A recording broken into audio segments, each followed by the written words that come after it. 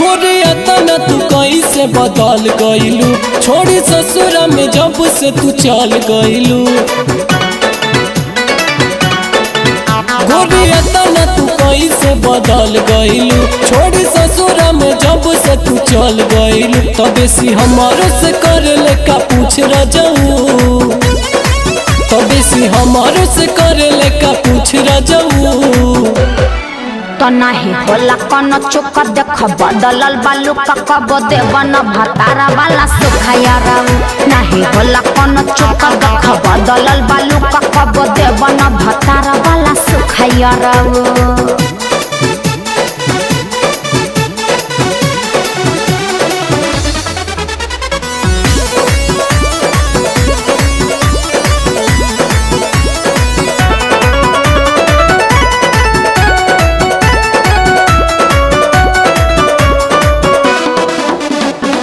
अपने हाथे खिया दे अब बोले बतिया दे, हंसी मजाक खूब होला जब लगे सुता दे।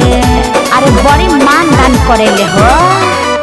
हम हुए न तड़पी तोहरा प्यार में, काहे तड़पत बड़ा आजू इंतजार में। काहेला जिंदगी बितेला रोज अन्हार में, जगले भी नुसार में। तोहरा दिलावा में उठे न कहूक कबहू।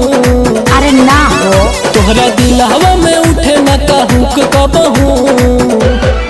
तो नहीं होला कौन चुक देख बदलल बालू कब देवन भतारा वाला सुखाया रहू। नहीं होला कौन चुक देख बदलल बालू कब देवन भतारा वाला सुखाया रहू।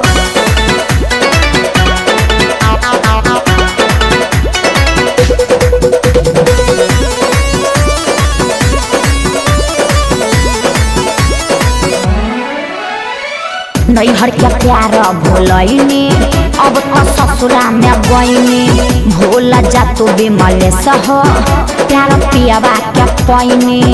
अरे अब तू दोसर पटा लो। भले तू भूला जा हमके गोरी हो, हाँ हम ना भुलाई।